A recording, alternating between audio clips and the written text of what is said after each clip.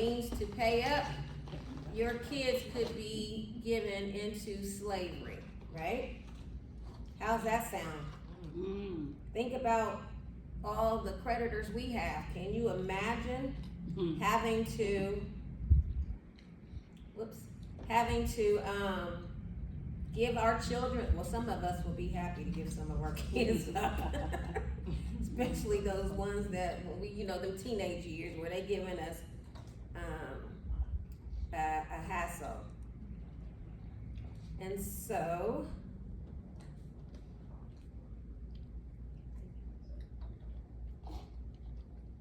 all right, so we have here, again, our message tonight is in over your head. When you think about that phrase, what comes to mind?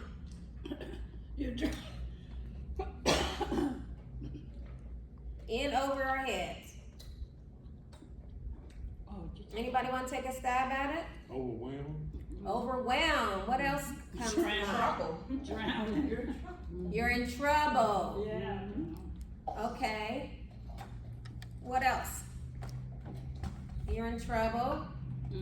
Taking on too much. Yes. Taking on too much.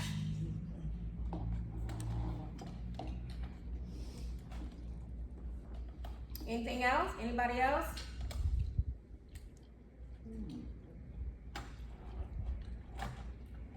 In over our heads. Don't follow me.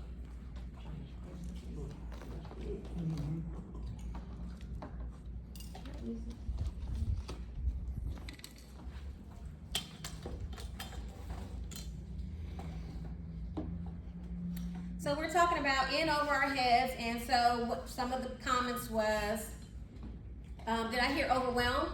Yes. Okay, so what are some of the ways that we find ourselves in over our heads?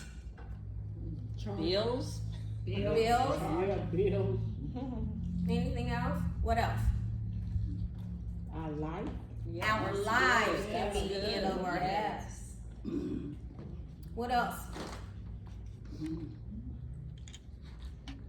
We think about in over our head.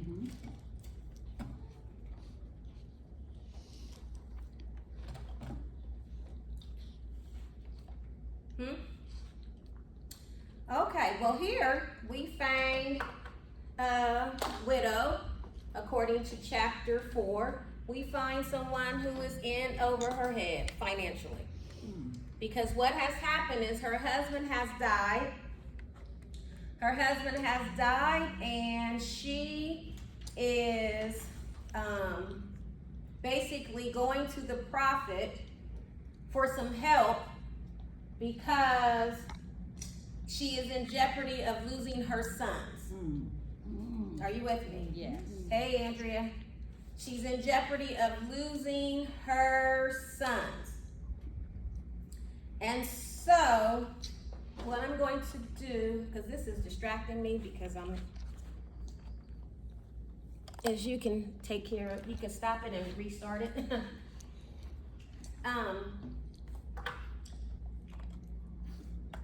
I'm sorry, I got distracted. We're going to keep moving. And so what we find here is we find here a widow who has 2 sons. Basically, her husband has died.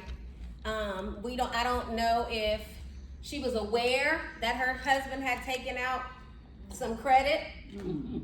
Because sometimes we are not aware when our significant other takes out credit. But what we do know is now that he has died,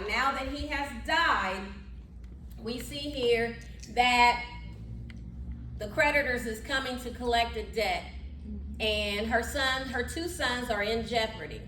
And so here's the thing that we need to take important note of. When it comes to sons, according to biblical times and according to Jewish culture of that time, sons were very, very important. Not that daughters wasn't, but sons were very important, especially to when their mother became a widow. Because once their mother became a widow, where it used to be the father's responsibility to take care of the wife, when the father died, it would then become the responsibility of taking care of the mother would fall on the sons. Are you with me? And so there's a lot going on. It's not just jeopardy that she's losing, that her sons are in jeopardy of becoming slaves to her creditors, but also when we think about sons, think about it in the way of the sons representing her future. Because if they take the sons, even though she's dealing with a current situation, it will affect her future. Are you with me? Any questions? And so, what we see here is not only are they in jeopardy of becoming slaves, but also this is not just a current current problem. This has futuristic ramifications, right? And so she goes to the prophet. Let's look at chapter 4. It says, a certain woman of the wives of the sons of the prophets cried out to Elisha, saying, your servant, my husband, is dead, and you know that your servant feared the Lord, and the creditor is coming to take my 2 sons to be his slave. So the thing about it is when she's finding herself, can we say she's in over her head? Because anytime that you can't pay a debt, that is an indication that you are in over your head. And again, so she's already dealt with the death of her husband, but now she's got these bill collectors after her. I don't know about you. Do anybody ever have a bill collector after you? So let's take a pause. Let's take a pause. So we see here that she's in over her head. She's got bill collectors coming after her because she says they're coming to take my sons away. So that means that they have been in contact with her, right? She already knows what's up. She knows what they want. They want their money, as Cardi B would say. I want my money. They want their money, or you can turn your sons over. So think about this. So when we think about in our day with debt collectors, what are some of the things that we do with debt collectors? Hang up. Hang up when they call. What else? Don't answer the phone. Don't answer the phone. Tell them to Ask for send it. extension. Yeah, Ask in the for mail. extension. It's in the mail. It's in the mail. Yeah. What's in the mail? The checks in the mail. Yeah, check in the mail. Okay, the checks in the mail. Tell them to get in line. Yeah. Get in line. What else? So many of us, we hang up on them, we dodge them, we avoid them, right? Don't answer. We don't answer.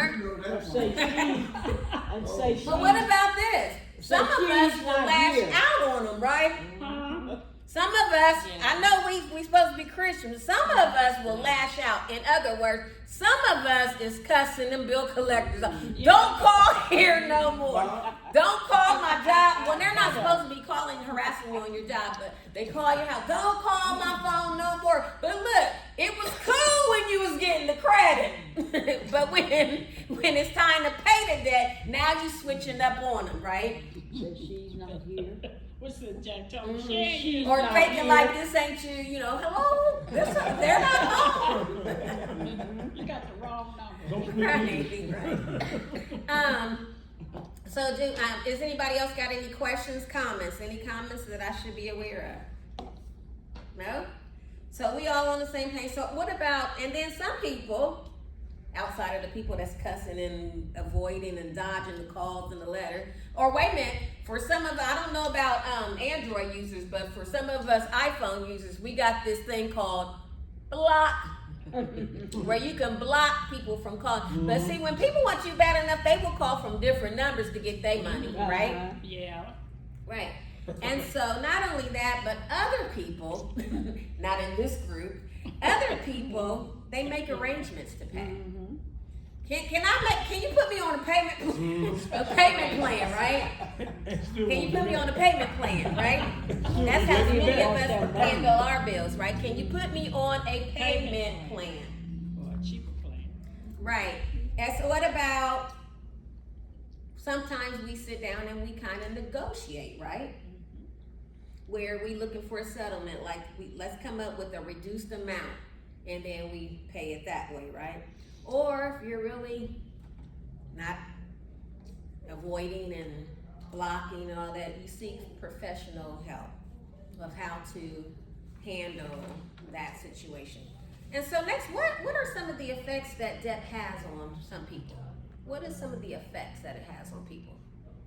Stress, Stress. What else? scared. Hmm? Sometimes if they're gonna garnish you can't garnish your job. That's scary too. So if they threaten to garnish you, your wages, that causes you to be scared or fearful. What else? What else? You got a car, you're scared to go come and take it. Hmm? What about anxiety? Oh, Lord. Mhm. What about stress? Frustration, right? What about shame and embarrassment? Yeah. That's for some people that's hiding in cars. You know, when you know that you about 2 or 3, well now you don't get to be 2 and 3 payments behind. They come to take your stuff after what? About 2 payments missed. It used to be back in the day you could miss about 6 or 7 payments. Really? And then you could hide your car over behind somebody's house, and now they got trackers on. They gonna find your car. They do? Oh yeah, they can find your car. On your car? Yeah. Yeah, they got Miss a GPS few tracker. payments and see if they don't come pick it. They'll come pick it up. It doesn't matter where it is. They got GPS tracker. And so Well, we see here that a lot of them are fine now. okay, so we see here that some of the ways that we respond to it, or how what effect it has on us, what debt has on us, is anxiety, shame, and embarrassment. What about helplessness?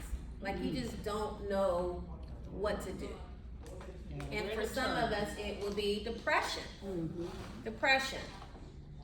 And so here in the text seems to suggest that this woman seems to be over her head, Yeah. which many of us can relate to, because many times we too, like this woman, we find ourselves in over our heads with debt, bills, what else? Yeah. Just life be lifing. And so what we want to see here is we want to see how she navigates being in over her head. So can we draw some wisdom tonight from this example on what to do when we find ourselves in over our head, when we're swimming and, well, not even swimming, we drowning in debt, right? We got bills where we used to be able to rob Peter to pay Paul. Now we robbing Peter and Paul, and ain't nobody getting paid, right? And so let's look at this text. So she goes, the thing that stands out first that this woman does in order to go from having a lot of debt to overflow is we see here that she first does something very important. The first thing that she does is she seeks out the prophet and she shares with the prophet what is going on with her. She needs his help. So what we see here is she is asking for help. And sometimes that's what happens with many of us. When we find ourselves in over our head, we fail to ask for help. I don't know if sometimes we may be too scared to ask for help because maybe we've done this, we found ourselves back in the same situation again, and we don't want to ask for the help because we don't want to hear nobody's mouth, right? Right. What are some other reasons? Pride. Pride. We make Pride. our pride, right? Right. Okay, what else? Embarrassment. Embarrassment, right? And so those are some of the things that prevent us from asking for help. But also, did you say pride? Yeah, pride is a big one. Yeah, it is. Because we never, especially if we've been on top of our game for a while and then we kind of, what they say, we fell off. Sometimes because people have never seen us in this struggle phase of our life, we too prideful to even ask for any help. And so guess what we're doing? We're ducking and dodging the bill collectors. We're not answering the phone. We putting them on block. We are pretending like we ain't home, right? And whoever created caller ID did many of us a favor, because when we see it on there, we like, I don't know that number. I'm not answering, right? And so the first thing that we see here is we see here that the first step that she takes in order to go from to get debt free is she is asking for help. But not only is she asking for help, what we notice here is she does not lie about the situation. She's very honest with the situation. She said, your servant, that was a part of your school of prophets. Basically what she's saying, he's a man of God. My husband was a man of God who reverenced the Lord. He reverenced the Lord. He was a believer. He was one who adhered to the word of God. Yet still, he was in debt. Mm-hmm. And perhaps he was able to pay when he was alive. Mm-hmm. But for whatever reason, when he died, this all fell on her. Mm-hmm. And so she was honest about it. She says, she goes to Elijah, who is the prophet, and she cried out to him. She said, your servant, my husband, is dead, and you know that he revered the Lord, but now the creditors is coming to take my 2 boys. She basically lays it out. She's very honest in saying, I'm in over my head. These people is coming after me, and my boys are in jeopardy. She lays it out just as plain and simple. She didn't try to sugarcoat it. She didn't leave out no details. But what about us? Could it be that the reason why we are struggling and we are in over our head is because first we are failing to ask for help. Number 2, we are not being honest in our asking. Mm-hmm. We leaving out important details.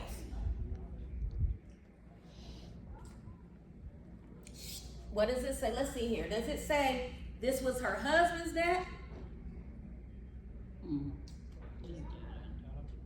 No, she just said the creditors coming. She didn't say it was his. She didn't say it was hers. She said the creditor.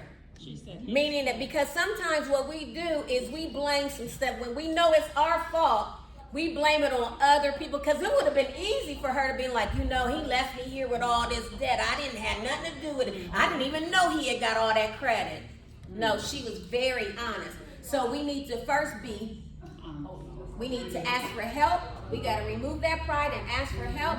And we need to be honest in our asking, because the only way that you can get the proper help that you need is to be honest. If you ran up them bills, then tell the people you ran up them bills. Mm-hmm.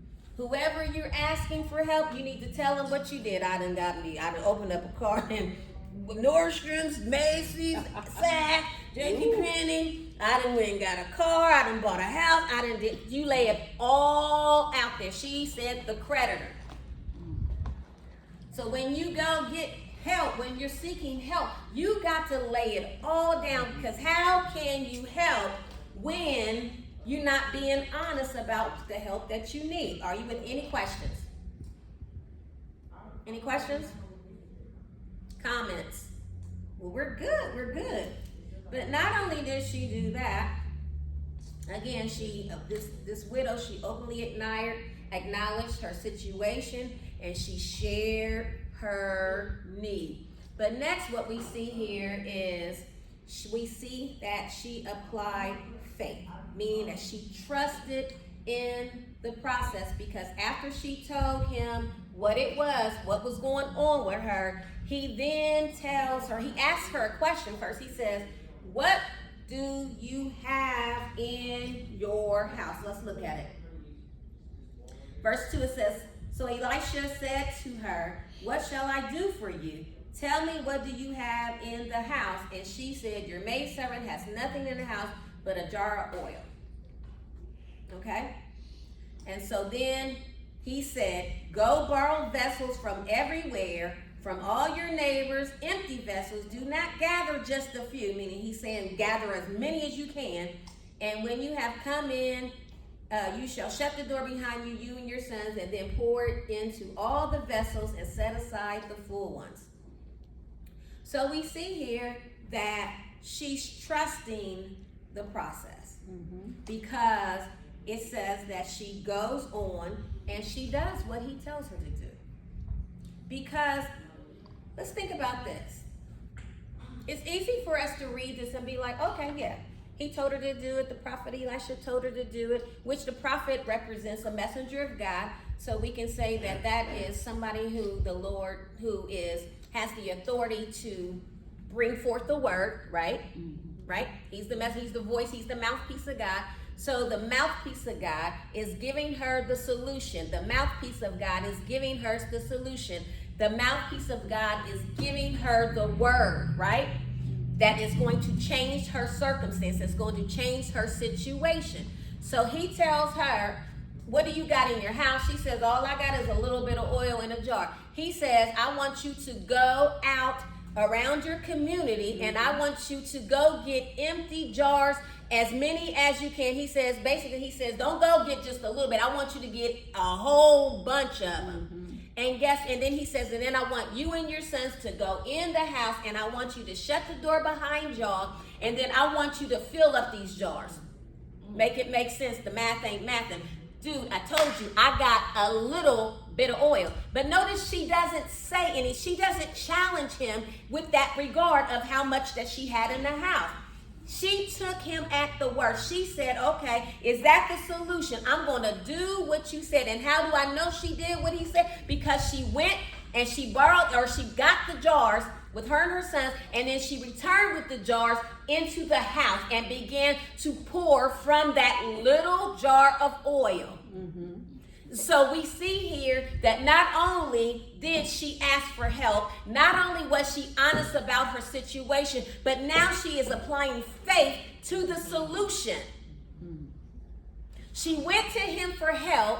He's giving her the solution, and she's applying the faith, and she's doing what she's supposed to be doing. So what am I saying here? What I'm seeing here is, why would she go to this man to ask for help and then not do what he told her to do, or challenge his instructions? And sometimes that's where we mess up. We go to people for help, and then we tell them how we want them to help us in the situation. Duh, like you said last week, duh. The thing about it is, if you knew how to get your raggedy self out the situation, there would be no need for us to ask for help. So why in the heck do many of us, when we ask somebody for help, we then tweak the directions, or we tell them how we want them to help us? I'm talking about being in over your head. But can we be like her? Number one, we're going to ask for the help. We're going to let the pride go and ask for the help. Number two, we're going to be honest about our situation, no matter how ugly it is, or how much debt we are in. Then number three, we need to trust the process. And how we trust is by applying our faith to it. She trusted what he was telling her, meaning what she was doing. If he's telling her the word, what she's doing is she's trusting the word. So as she's trusting the word, we see here that she goes and gets the jars. And again, even though she's applying her trust here, or she's applying her faith, it seems that even in the face of what seems illogical, meaning that even though she understood she only had this little bit, it still didn't deter her from doing what she needed to do.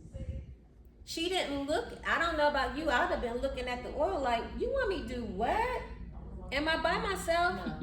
Because for whatever reason, I'm one of those ones, I'm getting better. It has to make sense to me. But as you're on a Christian journey, as we're on this Christian journey, this journey is a faith walk. And sometimes your faith walk is not going to make sense. Matter of fact, if you read throughout the Gospels, many times of what Jesus was doing as he was walking about this earth, and as he was doing miracles, and as he was feeding people and doing all that, some of that stuff, it didn't make no sense. So if we serve a God that oftentimes don't make no sense, but however, he do deliver on his word, he is the GOAT, right? But most of the time, if you think about it, when God tells us to do stuff, it makes no sense.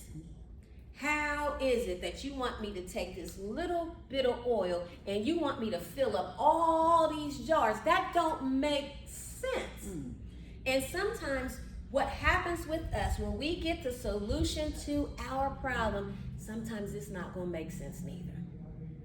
And so she didn't allow what didn't make sense to stop her from applying for faith, from trusting in the process.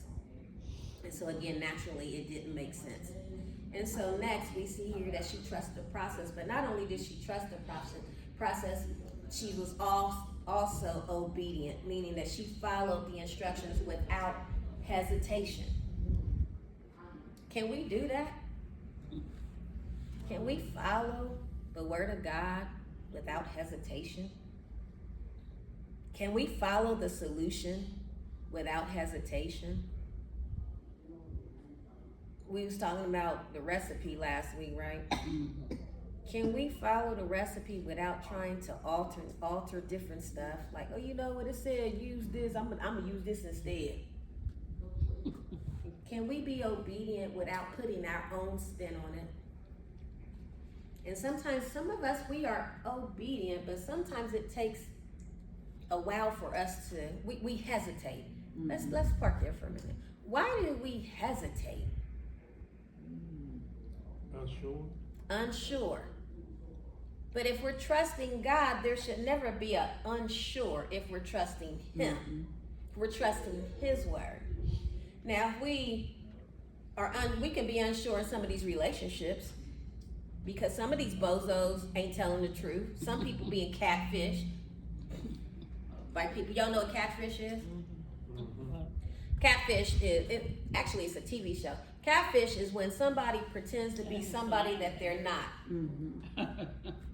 Catfish.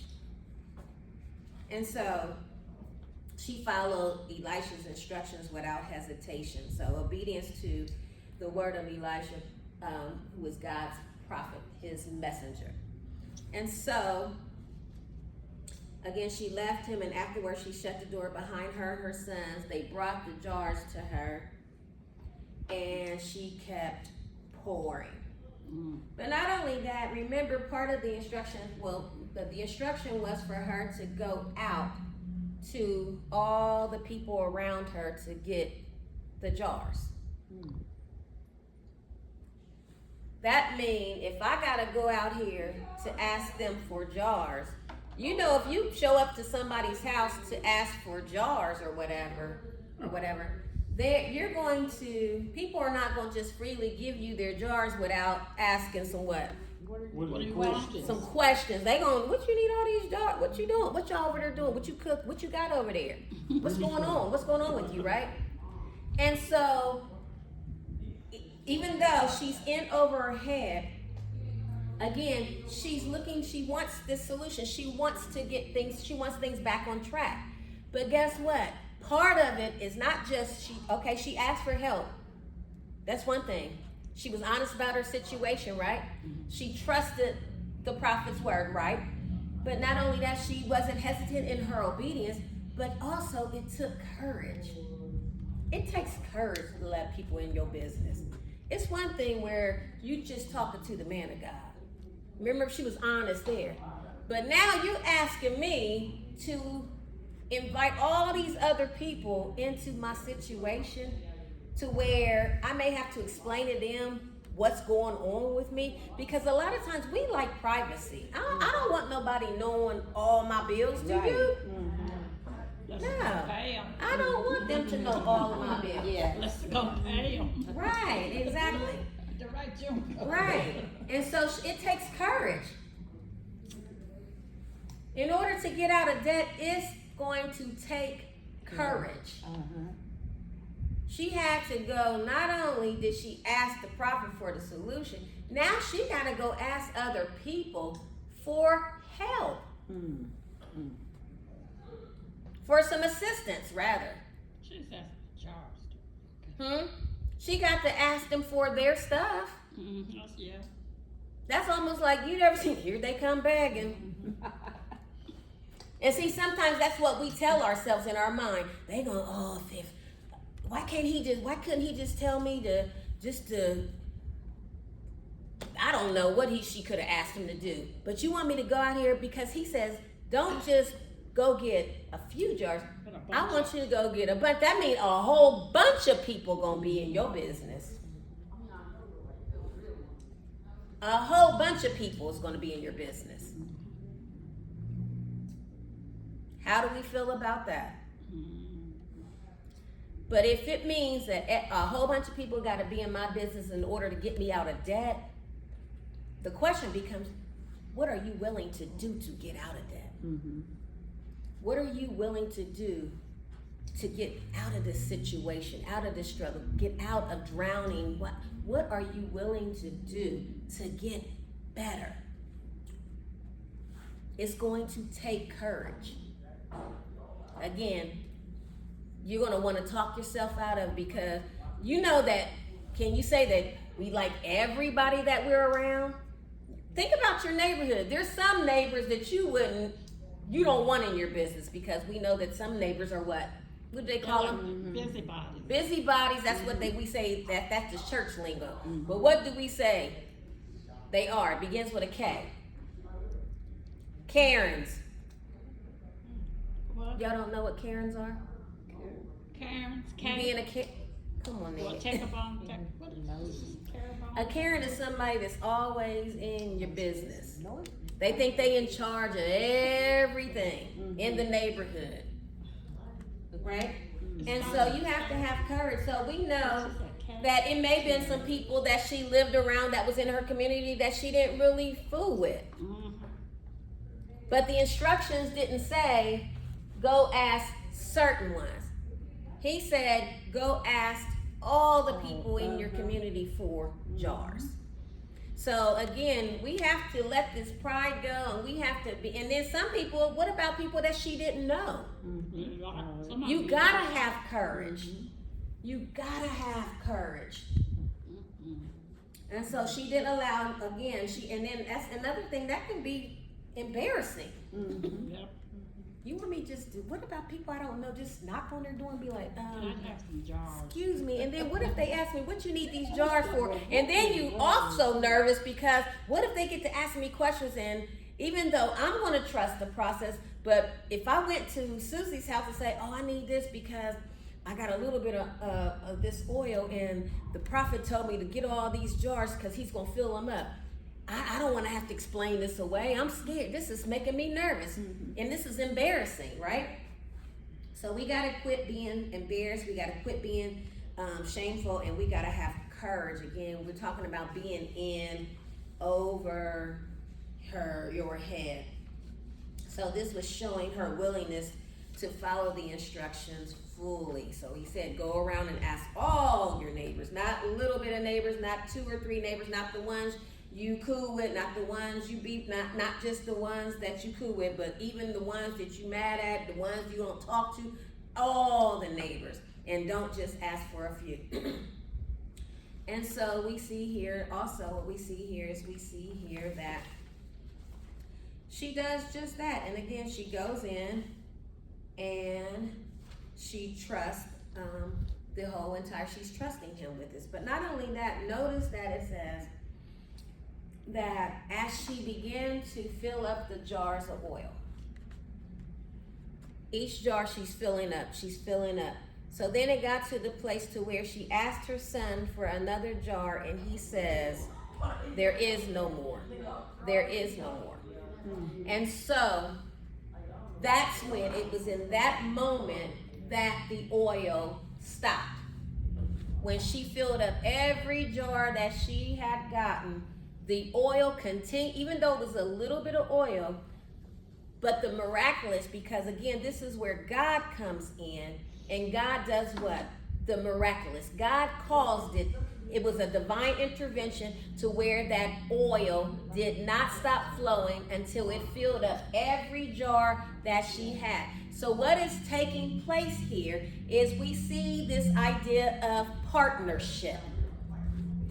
Because if we're in over our head and we want to get out of debt, we want to get from underneath all this debt, it takes partnership. And sometimes what we do is, I'm believing God to get me out of debt. I'm believing God to get me out of debt. But what God is saying is, I'm going to help you get out of debt, but we're going to do this together. There's a part you're going to play, and then there's going to part that I'm going to play. I'm going to put the super on the natural, but I need you to do your part, meaning that I need you to go ahead and not be afraid to ask for help. You need to open your mouth and start asking for help. And then you need to be honest about your situation. You need to be honest about what it is that's going on with you. And then not only that, you need to have faith that whatever solution that I'm going to give you to get out of this situation, it may not seem like the math is mathing. It may seem like things are not, what did I say before? When it comes to God, when things don't make sense, I need you to have faith, because if I give you instructions, if I give you the solution, it may not make sense, but it's God. It may not make sense, but it's divine. It may not make sense, but this is the solution that I have for you.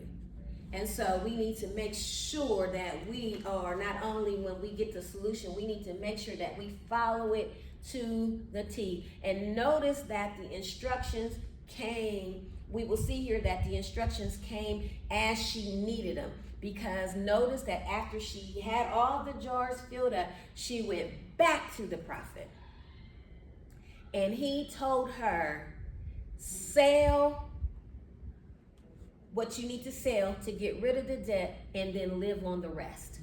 Ooh, what happened here?